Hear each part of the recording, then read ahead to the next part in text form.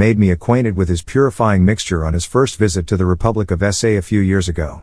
This mixture consists of barley, rice, small sunflower, kaffir corn, dari, and wheat, mixed in equal proportions, with linseed and rapeseed added to taste. This mixture is fed to the pigeons that have not been to the race, while the others are away, and is also given to the racers on their return from the race.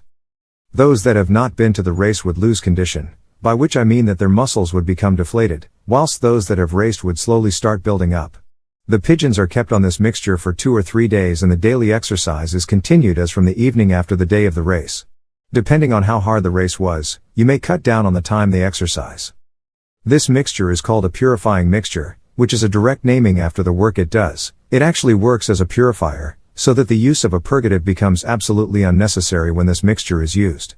Keen observation will soon prove to you how beneficial the mixture really is, since your pigeons will almost immediately regain their pinkish flesh color, about a day or 2 after the race.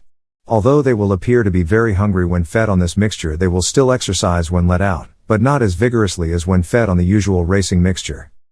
The period which you keep them on this mixture depends entirely upon your working system, but I have learnt through experience that it is possible to calculate exactly how long you must feed your usual racing mixture to have the birds in approximately the same condition each basketing day. You will notice how quickly they built up again when fed on the usual racing mixture, and you will also note an improvement in the way they exercise as basketing day draws closer. By adjusting this feeding system to suit your own training methods, you will find that it is possible to reduce the amount of work given and still have your pigeons in the desired condition on the day of basketing. You will readily appreciate that you can, by these means, control the physical condition of your pigeons at will. Most fanciers are inclined to overwork their pigeons and fail to realize that pigeons sometimes need a rest in order to recover their strength. One must realize that the pigeon's body is not a machine, and that though some fanciers succeed in getting it to work like a machine, they can do so for only a limited period of time. The training methods of different fanciers vary according to the type of pigeon they have. It is therefore essential that you use a system as close as possible to the one used by the fancier or fanciers from whom you acquired your pigeons. You will find it necessary to work your pigeons reasonably hard when you wish to race them successfully over the short distance races. However, they will need more rest when the long distance events come along. Furthermore, it will be necessary to adjust your feeding mixture accordingly. Pigeons will need more energy for the long distance races, and for this reason one should feed more maize when these races are flown.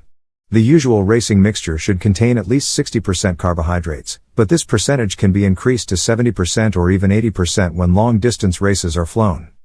It is essential to learn to know each pigeon individually, since no 2 pigeons are alike and since the quality of pigeons varies so considerably.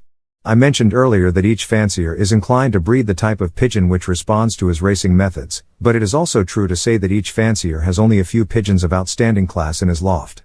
As the secretary of the Pretoria Racing Pigeon Union, I have made a study of the numbers of the pigeons which have flown well for each fancier, when signing the prize certificates at the end of the season. This has revealed that very few fanciers have many birds which have managed to get into the positions given by the union.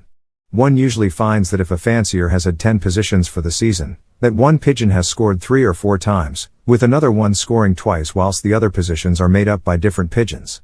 From this one may deduce that there are very few pigeons of outstanding quality about, or other pigeons would also have scored more often. If the quality of the pigeon is not the deciding factor, then why is it that one pigeon will succeed in scoring more than once, while other pigeons fail to do so?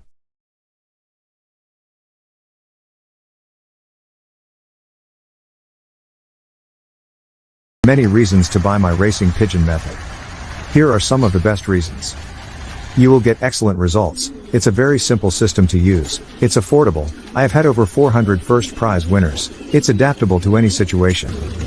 You can use it with any racing method, natural, widowhood, young birds. It's a very effective method. There is no need to spend a lot of money on fancy pigeon products. It's a reliable system and it is foolproof to use. Professional athletes, race horses, take the same products. There is science behind this, not just hearsay. It is all to do with red blood cells and oxygen in the blood. Without that, a pigeon will not race well, or an athlete will not win a race, if he has low oxygen in his blood. The above is fact and is 100% science.